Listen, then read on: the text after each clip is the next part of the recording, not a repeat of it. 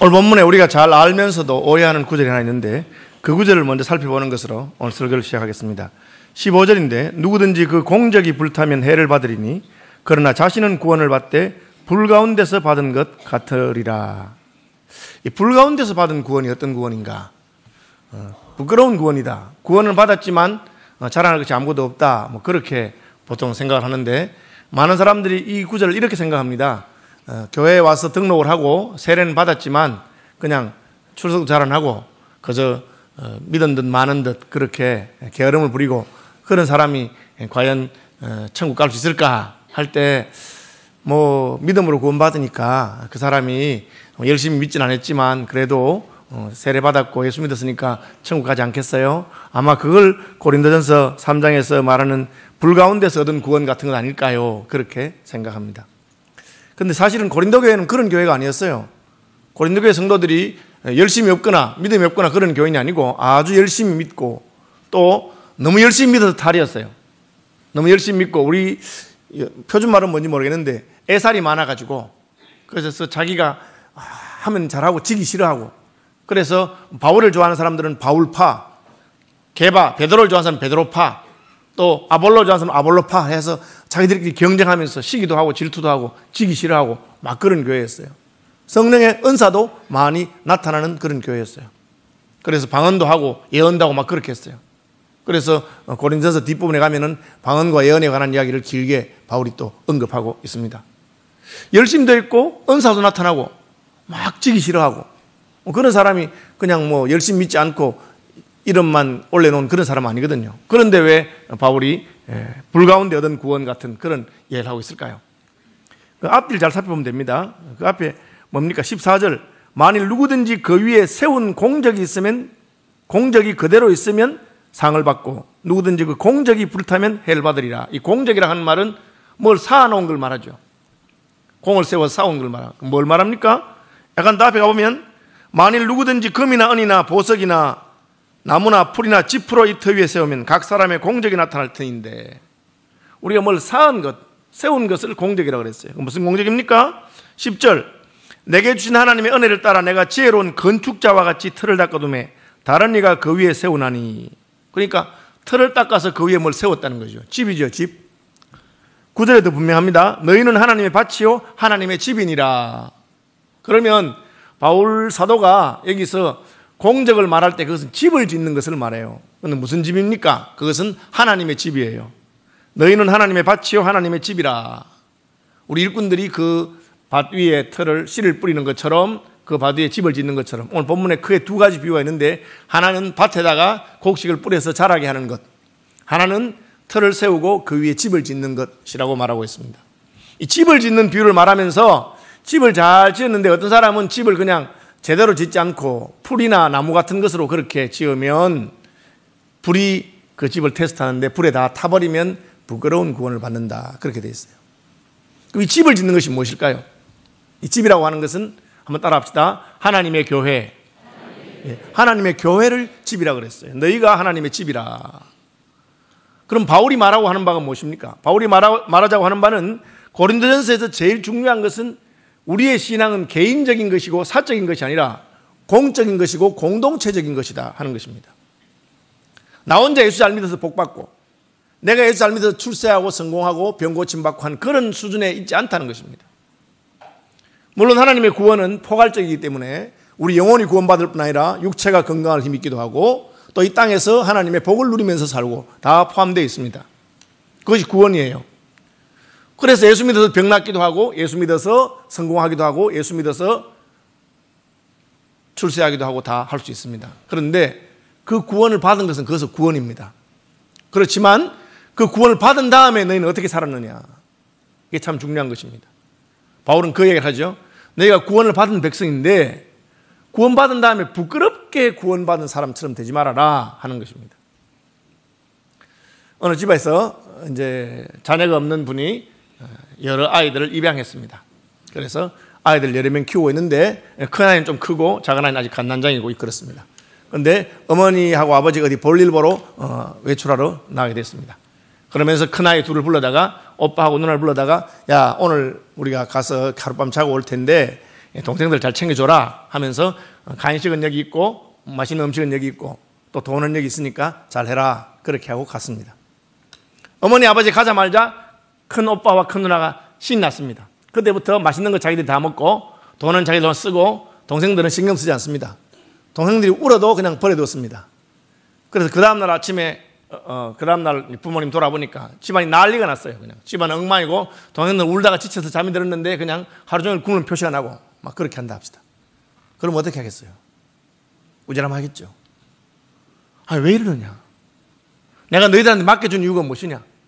동생들 잘 돌보라고 맡겨줬는데 아니 그걸 가지고 형이 되고 누나가 되고 오빠가 된 것들이 언니가 된 것들이 자기들만 다 처먹고 그냥 배가 볼록해가지고 있으면서 동생들은 굶기고 그럼 책망하죠. 부끄럽죠. 그 이야기를 하고 있는 것입니다. 하나님께서는 고린도 교회를 구원하시고 바울이 복음의 기초를 놓고 고린도 교회에 성령의 은사를 주시고 열심도 주시고 했습니다. 그렇지만 고린도 교회는 다들 자기들만 생각하고 하나님의 집, 하나님의 교회를 생각하는 마음이 전혀 없었다 하는 것입니다. 어떤 분들은 천국 가면 무슨 상이 있고 천국 가면 무슨 벌이 있겠느냐, 천국 가는 것으로 끝이다 그렇게 말하는 분들도 있습니다. 실제로 많은 신학자들이 천국에서 상과 벌이 무엇일까를 놓고 논란하고 있는 것은 사실입니다. 이미 우리가 구원받았으니까 구원받은 것으로 만족하겠죠. 천국 갔으니까 뭐 더 바랄 게 있겠습니까? 천국은 길바닥이 황금으로 되어 있고 그냥 문이 진주로 되어 있고 보석으로 되어 있는 그런 정도인데 보석이 그야말로 흔한 것인데 무슨 귀한 것이 되어 있겠습니까? 그러나 천국에서도 영광이 있고 천국에서 창피한 것이 있습니다. 바로 방금 본문에서 말한 것입니다. 천국 가면 우리는 이 땅에서 하나님이 기뻐하는 대로 살지 못한 것을 창피하게 생각할 것입니다. 하나님의 뜻대로 수고하고 애쓴 것을 우리는 자랑스럽게 생각할 것입니다. 주님께서 우리가 하나님 아버지의 뜻에 따라 사는 것을 칭찬하시고 격려하고 그 수고를 위로하시고 그 눈에 눈물을 닦아 주실 것입니다. 의를 위해서 핍박을 받은 자는 하나님 아버지의 위로를 받을 것입니다. 그것이 우리의 칭찬이요 영광이요 상입니다. 그러나 어떤 이들은 하나님께 그렇게 많은 은혜와 복을 받아놓고 그것을 자기 자신만을 위해서고 하나님의 마음이 가는 곳에 동생들을 위해서 영혼들을 위해서는 전혀 사용하지 아니하고 그럼 하나님이 물어볼 겁니다. 너 뭐 했느냐? 내가 천국에서 너를 위해서 얼마나 많은 영광스러운 걸 준비했는데 그 땅에서 그걸 가지고 그것 때문에 천하보다 귀한 영혼을 구원하는 일에는 조금도 쓰지 아니하고 다른 영혼들을 위해서는 네가 뭐라고 살았느냐? 그렇게 책망하게 될 것입니다. 왜 그렇습니까? 하나님의 구원은 공동체적이기 때문에 그렇습니다. 하나님은 여러분 한 사람을 구원하셔가지고 여러분 한 사람이 천국 가고 복 받는 것으로 그런 구원 계획을 세운 분이 아닙니다. 예수 믿으면서도 그렇게 생각하는 사람이 있어요. 절에 가는 것보다 무당한테 가서 굿하는 것보다 교회 가는 게 훨씬 싸게 쳐요. 가성비가 높아요. 그래서 교회 가는 거예요. 목사님한테 기도받는다고 돈 낼 필요 없어요. 여러분 무당한테 굿해 보십시오. 돈 내야 됩니다. 그러니까 그래서 교회 간다 그렇게 생각하면 착각하는 거란 거죠. 세상 사람들이 절에 가서 무당한테 가서 사이비 종교에 가서 얻길 바라는 그것을 교회에 와서 얻으려고 하면 안 됩니다. 물론 하나님 우리를 구원하시고 하나님 우리를 강건케도 하시고 우리를 복주는 분이십니다. 그러나 하나님은 우리가 구원받은 다음에 하나님의 백성으로서 함께 거룩한 백성이 되고 함께 서로 사랑하는 백성이 되기를 원합니다. 함께 하나님의 교회를 세워나가는 이들이 되기를 바라는 것입니다. 오늘 제목이 교회 건설입니다. 한번 따라 합시다. 교회 건설. 하나님은 구원받은 백성이 하나님의 나라를 세우고 하나님의 교회를 건설하는 일에 쓰임받기를 원합니다. 그것이 주님의 마음입니다. 너 혼자 잘 먹고 잘 사는 것이 아니라 네가 받은 그 구원을 통해서 천하 만민이 복을 받게 되기를 바란다. 그것이 아브라함에게 주셨던 축복입니다. 아브라함아 내가 너에게 복을 주마가 아니고 내가 너를 복의 근원으로 삼겠다. 내가 너에게 복 주겠다 그런 수준이 아니고 내가 너를 축복의 통로로 삼겠다. 야곱의 12형제 가운데 가장 복받은 사람이 누굽니까? 요셉입니다. 그는 고난을 당했지만 결국은 총리까지 올라갔습니다. 그런데 요셉이 자기가 받은 복에 대해서 어떻게 합니까? 오늘날과 같이 만민을 구원하는 일에 나를 사용하시려고 하셨다. 요셉은 자기가 총리가 된 것이 자기가 잘 먹고 잘 살고가 아니라 나 때문에 형들이 구원받고 나 때문에 아버지의 모든 집이 애굽에서 구원받는, 애굽의 모든 백성들이 7년 흉년에서 구원받는, 당신들은 나를 해치라 했지만 하나님은 그것을 선으로 바꾸사 오늘날 같이 천하 만민이 구원받는 일에 나를 사용하기를 원하셨다. 그렇게 하신 것입니다. 그것이 바로 하나님의 구원입니다. 시어머니가 있습니다. 권사님이고 교회에서 아주 신앙생활을 잘한다고 소문이 났습니다. 그런데 며느리는 이렇게 말합니다. 나는 하나님도 모르고 교회도 잘 모르겠지만 우리 시어머니가 예수 믿어서 천국 간다 하니까 나는 천국 가기 싫어요. 여러분, 그렇게 말한다면 그 시어머니는 예수 잘 믿은 것이 아닙니다. 그 시어머니가 아마 천국 가실 수 있을지는 모르겠습니다. 천국 가서 예수님 만나면 부끄러움을 당할 것입니다. 너 도대체 며느리한테 어떻게 했길래 며느리가 내가 가는 천국은 가기 싫다고 그렇게 말하느냐. 그 반대가 돼야 됩니다. 저는 예수님도 잘 모르고 천국도 잘 모르지만 우리 어머님이 천국 가신다고 하니 저도 어머님이 가시는 곳에 가고 싶어요. 그렇게 말해야 됩니다. 성경에는 룻이 그러했습니다. 룻과 그의 시어머니는 남편들을 잃어서 과부가 됐습니다. 동서까지 세 가부죠. 과부가 3명이나 있습니다. 오죽했으면 나오미가 며느리들 너희들이 여기 남아서 시집 가거라. 나는 이제 고향으로 돌아가야 되겠다. 우리 고향의 법은 남편이 죽으면 그 시동생이 결혼 안 했으면 시동생을 남편으로 해서 그렇게 대를 이어가는 건데 내가 이 나이에 다시 결혼해서 동생을 낳겠느냐. 그러니까 그 이스라엘을 가면 너희들 그냥 과부로 지내야 되고 하니까 그냥 여기서 살아라. 그때 룻이 뭐랍니까? 어머님 그런 말씀하지 마세요. 저는 이스라엘도 모르고 그 법도 모르지만 율법도 모르지만 어머니 따라갈래요. 저는 어머님의 하나님이 저의 하나님이 되길 바라요. 어머님이 믿는 그 하나님 나가 믿고 어머니 하나님 내 하나님 되고 저는 어머니 따라갈 테니까 저를 버리지 마세요. 나오미가 고난을 당했지만 그 며느리에게 하나님을 섬기는 것이 무엇인지를 분명히 보여주었다고 저는 생각합니다. 그것이 하나님께 칭찬받는 상이라는 것이죠. 뭘 가지고 칭찬받느냐. 내가 예수 믿어서 축복받은 것, 내가 예수 잘 믿은 것, 내가 열심히 내는 것이 아니고 내가 예수 믿어서 하나님의 교회를 세우고 하나님의 나라를 세우는 일에 무엇을 했느냐 하는 것입니다.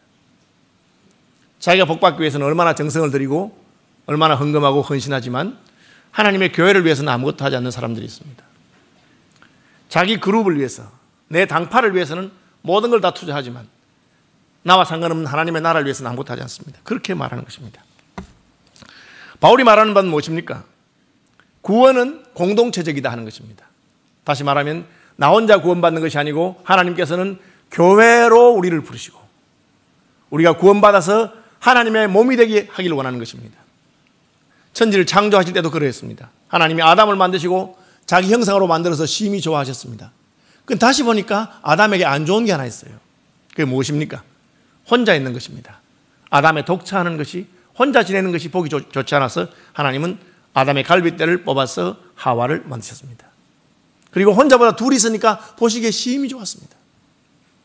거기서 한 걸음 더 나가서 둘만 있지 말고 내가 너희를 짝지어서 결혼시켜 주었으니까 생육하고 번성하고 땅에 충만해라. 나는 너희가 많아지기를 바란다. 그렇죠? 저도 이제 곧 할아버지가 됩니다. 기뻐해 주십시오. 3월 10일입니다. 집사람이 얼마나 걱정하는지 할아버지 되면 설교 시간마다 손주 이야기 할까 싶어서 걱정을 그렇게 막. 안심하십시오. 열심히 하겠습니다. 죄송합니다. 어쨌든 좋아요. 손주를 본다니까. 그죠? 하나님께서 생육하고 번성하는 것. 왜? 자기 닮은 형상이 나는 것이니까. 그것이 하나님의 계획이고 하나님의 뜻입니다. 천지를 창조할 때 그랬고 구원받은 다음에도 마찬가지입니다. 우리를 구원하시고 우리에게 지상명령으로 뭘 주십니까? 모든 족속에게 가서 아버지 아들과 성령의 이름으로 세례를 주고 내가 너에게 분반 모든 가르치게 하라. 함께 하나님을 섬기는 사람들이 모이는 것을 하나님 기뻐하십니다. 그래서 우리가 함께 모여서 예배할 때 두세 사람이라도 내 이름으로 모이면 내가 그들 가운데 있겠다. 혼자 있는 것보다 함께 모이는 것을 하나님 기뻐하는 것이죠. 하나님의 구원 계획은 이처럼 공동체적입니다. 나 혼자 예수 잘 믿는 거 없습니다. 예수 잘 믿는다는 것은 함께 예수 믿는 것입니다. 나 때문에 믿음의 선한 영향을 받은 사람들이 생겨나는 것. 나 때문에 구원받은 사람이 생겨나고 나 때문에 서로 힘과 격려를 받는 사람이 생겨나는 것. 서로가 서로에게 도움과 위로와 기쁨이 되는 것. 그것이 하나님의 계획입니다. 하나님의 이 구원을 보여주는 곳이 교회죠. 교회 가보니까 천국이 어떤 곳인지 모르겠지만 저런 사람들이 가는 곳이구나. 천국이 얼마나 행복한지 잘 모르겠지만 그러나 교회 와보니까 너무 좋구나. 여러분, 하나님께서는 그것을 원하셨습니다. 그런데 고린도 교회는 그렇지 못했습니다. 하나님께 받은 은혜는 크고 은사도 많이 받았는데 바울이 볼 때는 하나님이 기대하시는 교회의 모습을 제대로 드러내지 못하고 있습니다. 그래서 책망한 것입니다. 첫 번째 책망이 뭡니까? 너희가 아직 애기구나. 아직 아이들이구나. 여러분, 교회에 숫자가 많다고 해서 성숙한 것은 아닙니다. 성숙한 것은 제 몫을 감당할 때 성숙한 것이죠. 집에 애기들만 많으면 엄마는 점점 괴로워집니다. 그러나 집에 일꾼이 있으면 큰 누나나 큰 오빠나 큰 애들이 자기 몫을 감당하면 동생들이 아무리 많아도 키울 수 있습니다. 옛날에 우리 부모님들이 10명, 12명 어떻게 낳아서 키웁니까? 어떻게 키웁니까? 그때는 애들 천하게 키워서 막내 키워서 그래도 손은 많이 가는 거죠. 어떻게 키웁니까? 큰 언니가 큰 오빠가 다 동생들 돌봐줍니다. 학교 데려가고 또 업어도 주고. 저는 초등학생이 자기 여동생 남동생 업고 키우는 거 많이 봤습니다. 그렇게 하는 것이죠. 자라면서 성숙하는 것입니다. 늘 어머니 보고 젖 달라 하고 뭘 달라는 것이 아니고 동생들 챙겨줄 줄 알고 그러면 그게 성숙한 것이죠. 고린도 교회는 어린 교회였다. 다른 말로 하면 너희는 신령하지 못하다. 성령에 속해 있는 교회가 아니다. 육에 속해 있다. 어떻게? 서로 시기하고 분쟁하고 싸울 줄만 알지 서로가 돌봐주고 위해주는 것을 할 줄 모르는구나. 그렇게 말하고 있습니다. 그래서 아직도 육신에 속해서 사람을 따라 행하고 바울 편, 베드로 편, 아볼로 편 그렇게 하는 것이 어린 증거다. 여러분, 우리의 믿음이 좋아지면 다른 사람을 용납하게 되고 불쌍하게 주고 교회에 무슨 문제가 있으면 내가 책임지려고 하는 마음이 생기는 것입니다. 교회 지붕에 비가 샌다. 아니 목사님 뭐 하는 거예요? 예배당에 비가 새는데. 그럼 여러분 어린 사람이에요. 그런 생각이 나면. 아니 관리 장로님 뭐 하는 거야? 여러분 어린 사람이에요. 회당 지붕에 비가 새면 내가 올라가서 그걸 어떻게든지 막아야 되겠다. 그 생각이 먼저 나는 사람이 성숙한 사람입니다. 올라가 보니까 구멍이 이만한데 비는 계속 오는데 지금 예배 시간인데 그러면 그냥 자기가 거기 엎드려서 등으로라도 비를 막을 수 있는 사람이 성숙한 사람입니다. 교회를 생각할 줄 아는 사람이죠. 그런 사람이 많으면 교회는 힘을 얻고 교회는 하나님 기뻐하는 일들을 감당할 수 있게 됩니다. 그럼 우리가 어떤 교회를 세워야 할 것인가? 오늘 본문에서 바울은 몇 가지를 말하고 있습니다. 어떤 교회를 세웁니까? 자라는 교회입니다. 너희가 어리니까 어린 대로 있지 말고 성숙하기를 바란다. 여러분 자녀를 낳았는데 자녀가 잘 자라지 않는 그런 병을 가진 경우가 있습니다. 그럼 부모의 마음이 참 아픕니다. 자라야 되죠. 때가 되면 걸음마도 하고 말도 하고 자라는 것을 너무너무 기뻐하게 됩니다. 어떻게 하면 자랍니까? 바울은 그리스도가 기초라야 자란다는 것입니다. 어떻게 예수 믿습니까? 어떻게 교회 다닙니까? 예수 그리스도가 나의 하나님이시고 나의 주인인 것을 고백하는 그 기초가 제대로 돼야 자라는 겁니다. 안 그러면 그냥 종교적인 열심으로 교회 다니면 10년을 다니고 20년 다녀도 믿음의 성장이 없습니다. 여러분의 신앙의 기초가 무엇입니까? 예수 그리스도께서 여러분의 구주가 되시고 여러분의 죄를 사하시는 메시아가 되신 것을 믿으시기를 바랍니다. 예수님께 나의 생애를 맡기는 그것부터 시작하면 그 기초에서부터 자라나기 시작합니다. 여러분 초등학교 들어가기 전에 국어책을 다 뗀 애가 있어요. 얘가 한글을 다 뗀 줄로 알았어요.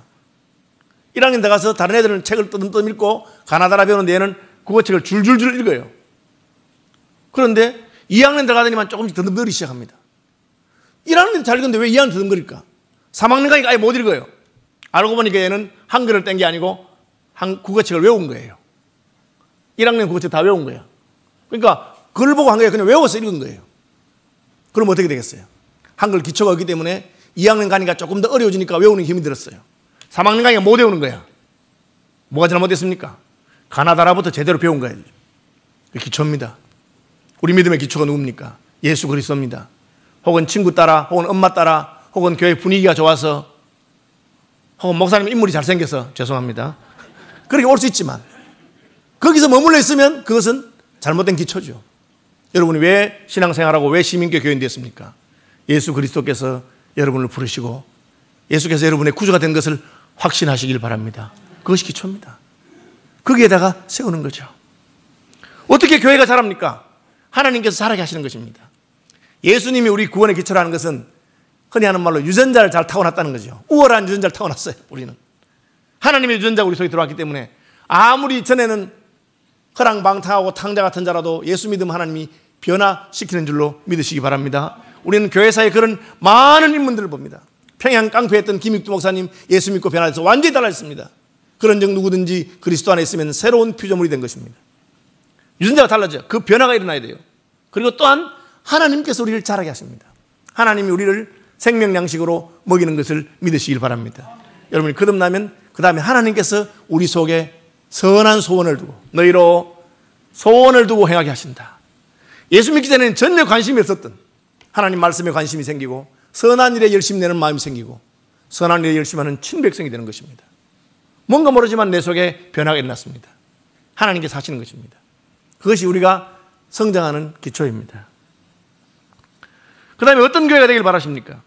하나님께서는 우리가 서로 사랑하는 교회가 되기를 바랍니다. 믿음이 자라는 것이 무엇일까? 고린도서가 계속해서 말하는 것입니다. 내가 사람의 방언과 천사의 말을 할지라도 사랑이 없으면 소리나는 구리와 울리는 꽹과리가 되고 내가 예언한 능이 있어 모든 비밀과 모든 지식을 알고 또 산을 옮길 만한 모든 믿음이 있을지라도 사랑이 없으면 내가 아무것도 아니요. 은사고 재능이고 그런 거 아무 소용없다. 교회라고 하는 것은 서로 사랑하는 공동체다. 여러분, 여러분의 믿음이 좋아진지 어떻게 알 수 있습니까? 더 많은 사람을 사랑하게 되었습니까? 그건 여러분의 믿음이 장성한 것입니다. 전에는 밉던 사람이 이제는 불쌍히 여겨지고 사랑하는 마음이 생깁니까? 예수님은 심지어 자기를 십자가에 못 박은 사람들, 자기를 조롱하는 사람들도 사랑하셨습니다. 아버지, 저들의 죄를 용서해 주옵소서. 저들이 하는 것을 알지 못합니다. 그것이 믿음의 장성한 표시입니다. 평생 예수 믿었는데 교회에서 보면 꼴도 보기 싫은 사람이 많고 또 자기가 잘 믿기 때문에 저것밖에 예수를 못 믿나? 예수 믿는 게 저것밖에 안 되나? 다른 사람을 향해서 눈에 티가 보이고 손가락질하고 그런 사람은 자기가 어린아이인 줄 알아야 됩니다. 그것이 육에 속해 있는 것입니다. 신뢰한 것이 아니고 왜? 형제하고 비교하기 때문에. 교회 안에 문제 있는 사람 보면 그것이 마치 내 잘못인 것처럼 여기죠. 교인들끼리 서로 싸우는데 내가 미안하고 자기들이 싸우는데 내가 어떻게든지 화해를 시켜줘야 돼 싶은 생각이 들어서 둘이 불러다가 내 돈 써가면서 밥 사주고 달래고 선물 주고 그래서 화해시키는 그것이 바로 장성한 그리스도인의 특징입니다. 형제의 눈에 있는 티를 지적하는 것이 죄인의 특징입니다. 여러분들은 바리새인들과 서기관들이 그렇게 했고 그것을 예수님께서 외식이라고 책망한 것을 알 수 있습니다. 의로운 자의 특징이 무엇입니까? 예수님이죠. 죄는 우리가 졌는데 십자가는 예수님이 지시고 우리 죄를 위해서 십자가를 진 그것이 바로 하나님의 사랑을 보여준 것입니다. 우리가 아직 죄인 되었을 때에 그리스도께서 우리 죄를 위하여 죽으심으로 하나님께서 우리에게 대한 자기의 사랑을 확증하셨다. 그렇게 말하고 있습니다.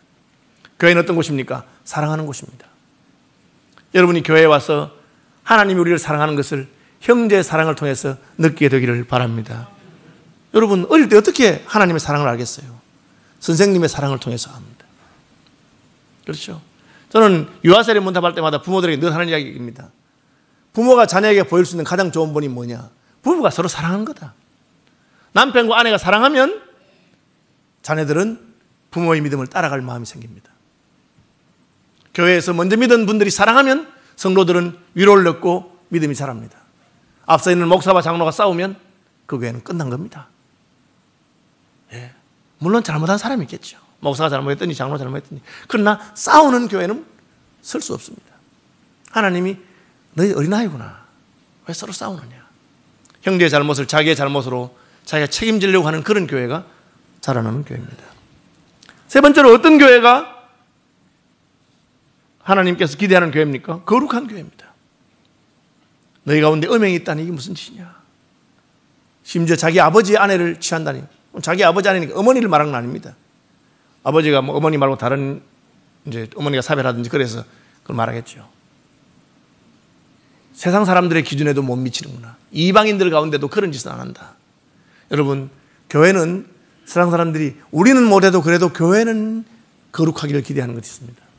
세상은 거짓말하며 살아도 예수 믿는 사람은 정직하기를 기대하고 세상은 뇌물 받아 먹어도 예수 믿는 사람은 안 받기를 바라고 교회는 거룩하기를 바라는 것이 세상의 마음입니다.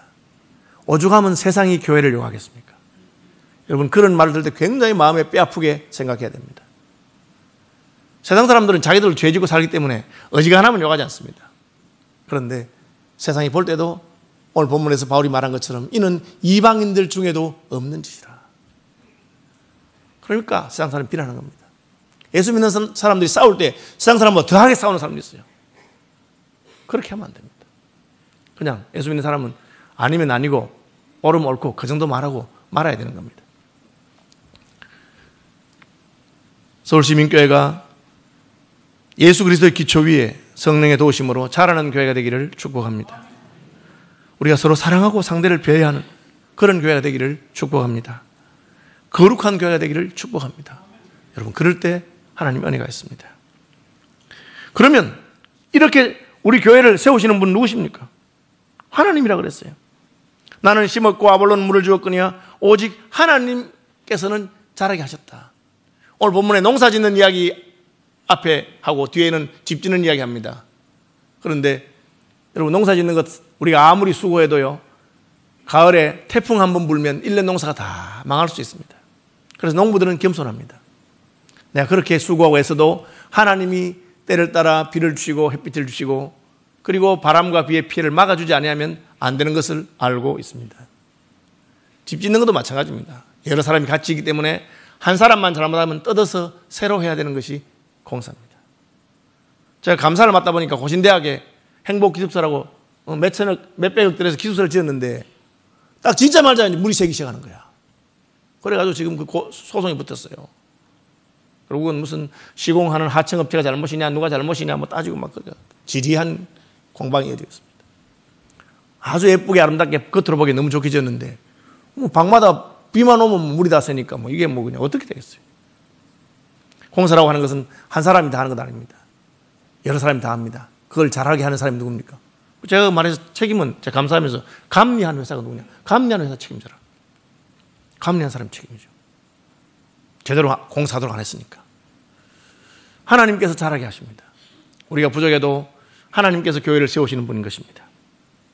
그럼 하나님께서 교회를 세우시는 것을 우리가 어떻게 드러냅니까?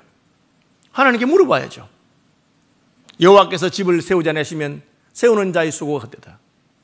시간이 지날수록 교회가 성장하려면 교회가 하나님의 뜻에 합당하게 하나님께 물어보고 그렇게 가야 합니다. 여러분의 가정도 마찬가지입니다. 그렇지 않으면 다 지어놓고 뜯어야 되는 겁니다. 하나님의 은혜가 없으면 1년 내내 수고한 것이 한 방에 그냥 헛수고가 될 수 있는 것이 농사입니다. 바울이 그 이야기하고 있습니다. 나는 무엇이며 아볼로는 무엇이냐? 사람이 하는 것도 아니고 하나님께서 하신 것이니까. 서울시민교회의 모든 일마다 하나님께서 영광을 받으시기를 바랍니다. 한번 따라 합시다. 주께 감사, 주께 영광. 기억나세요? 전에 어느 목사님 오셔서 하는데 제가 너무 그 마음에 들어서 지금도 외우고 있습니다. 어떻게 하냐면 제가 주께 감사하면 상대방은 주께 영광. 또 제가 주께 영광하면 여러분 주께 감사. 그렇게 해봅시다. 주께 감사, 주께 영광. 어디서 쓰느냐? 누가 어시되고 재면 하는 거예요. 아, 뭐 내가 잘해가지고 하면은 딱 보고 주께 감사. 그러면 딱 듣자마자 주께 영광 하는 거. 그죠? 잘난 척 하거든? 주께 영광. 그러면 그 사람은 주께 감사. 그렇게 하는 거예요. 전 참 그분 설교할 때 마음에 듣고 참. 한번 해봅시다. 주께 감사. 주께 영광. 그렇게 하나님이 하신 것입니다. 서울시민교회가 지나간 수년 동안 한 주도 빠짐없이 등록한 교인이 있었던 것. 누구에게? 주께 감사. 주께 영광. 그렇게 하는 것입니다. 하나님이 하신 것입니다. 여러분, 교회를 세운 목사치고 교회를 섬기는 목사치고 교회가 성장하기를 바라지 않는 목사는 아무도 없습니다. 물론 게으른 목사도 혹 있지만 모든 목사님들이 얼마나 열심히 수고하는지 모릅니다. 그렇다고 해서 다 되는 것 아닙니다. 주께 감사. 예, 하나님께서 하신 것입니다. 주께서 하시는 것입니다. 그것이 바울이 말한 것입니다. 바울은 무엇이며 아볼로는 무엇이며 게바는 무엇이냐? 오직 자라나게 하시는 분 하나님이시다. 박수를 쳐도 하나님께 치고 영광을 줘도 하나님께 영광이 돌아오고. 그러니까 교회가 뭐 10,000명, 100,000명, 심지어 500,000명 된다고 해서 그 목사를 넘어 올리는 것은 그 목사를 망신 주는 것 같습니다. 하나님이 하신 것이죠. 여러분의 목사를 너무 그렇게 천사처럼 착각하면 안 됩니다. 여러분과 똑같은 죄인입니다. 다만 하나님께서 그를 쓰신 것입니다. 바울을 쓰시고 바울을 통해서 교회의 기초를 놓게 하시고 아볼로를 사용하셔서 교회의 기둥을 세우게 하시고 이제 너희들이 할 차례다. 너희들은 금이나 은이나 보석으로 교회를 마저 짓길 바란다. 집이나 풀로 짓지 말아라. 너희들이 무엇으로 세우느냐에 따라서 상과 부끄러움이 있을 것이다. 여러분, 나는 금은 보석은 알겠는데 왜 집이나 풀로 뭘 하겠어요? 집이나 풀로 뭘 할까? 마지막에 이제 다 지은 다음에 뭐 이렇게 간판 옆에다가 딱 하나 붙여 넣었나? 그죠? 여러분이 가진 것 가운데 얼마나 귀중한 것으로 그리스도의 교회를 세우고 하나님의 나라를 세우는 일에 힘써 버렸습니까? 저도 이 말씀 준비하면서 마음의 도전을 많이 받고 자기를 돌아보게 됐습니다. 내가 한 번에 돈 쓴 것으로 생각해보면 자식 결혼시킬 때 돈 더 많이 쓴 것 같아. 그죠? 왜? 집을 얻어줘야 되니까. 아깝지 않더라고요. 그죠? 퇴직금 딴 게 받아서 잔치 비용 되고 주변에 보태고 또 내 돈 있는 대로 다 털어서 넣어줘도 안 아깝더라고. 그런데 내가 하나님의 교회를 위해서 그렇게 하는가? 물론 통으로 하면 더 많이 제가 헌신했습니다. 그러나 그때 마음이 내가 그렇구나 반성하게 됩니다. 여러분, 주님 앞에 금이나 은이나 보석이나 여러분의 귀한 것으로 그리스도의 교회를 위해서, 형제자매를 위해서, 동생들을 위해서 쓸 줄 아는 그런 믿음의 장성한 분들이 되시기를 축복합니다. 어떻게 하면 그런 교회를 세울 수 있을까? 여러분, 그림이 분명히 있어야 돼요. 내 인생의 목표가 내가 예수 믿어서 복 받는 것이 아니고 예수 믿는 순간에 이미 복 받았어요, 여러분. 그럼 인생의 목표가 무엇입니까? 그리스도의 몸된 교회를 세우기 위해서, 하나님의 나라를 세우기 위해서 그렇게 살아가는 것임을 분명히 아시길 바랍니다. 그것이 주께 칭찬받는 것입니다. 아무리 내가 예수 믿고 복 받고 나는 구원받았어도 하나님의 나라와 그리스도의 몸된 교회를 위해서는 아무것도 안 하고 집이나 풀로 그냥 슬쩍 얹어만 놓았으면 우리는 부끄러운 가운데 구원받을 것입니다. 그것이 바로 불 가운데 구원받는 것입니다. 우리의 인생이 성령의 도우심을 따라서 각각 받은 은사를 따라서 그리스도 예수의 몸된 교회를 세우는 인생이 되기를 축복합니다. 서울시민교회가 우리 교회만이 아니라 조국교회와 세계교회를 세워나가는 그런 교회가 되기를 바랍니다. 어떤 분들은 아니 우리나라에도 아직 예수 안 믿는 사람 많고 우리 교회 쪽에도 어려운 사람 많은데 뭐 우리가 외국에 가서 선교하고 북한을 세우고 뭐 그런 거 하느냐고 그렇게. 그래서 뭐 저는 이제 성질이 못 돼서 그런 말 들으면 아니 대한민국이 그냥 복음도 모를 때 외국에서 선교사님 보내서 우리가 예수 믿는 거 아니요. 뭐 저는 이런 식으로 말하는데 홍정일 목사님은 참 믿음이 좋은 분들이라고 다르게 이렇게 말씀하시더라고요. 그래요 집사님. 집사님 마음이 그러면 집사님은 한국에 있는 분들도 없고 한국에서 복음 전하세요. 저는 제 마음이 뜨거워서 북한 교회도 세우고 싶고 세계 세우는 거예요. 그렇게 말씀하시더라고요. 그러나 누가 주님의 마음을 더 아는 사람이겠습니까? 그리스도 안에서 여러분의 마음이 넓어지고 깊어지고 여러분의 사랑이 풍성해지기를 축복합니다. 하나님의 교회, 서울시민교회만 아니라 조국교회와 세계교회를 세우는 일에 우리가 쓰임받기를 축복합니다. 찬송하겠습니다.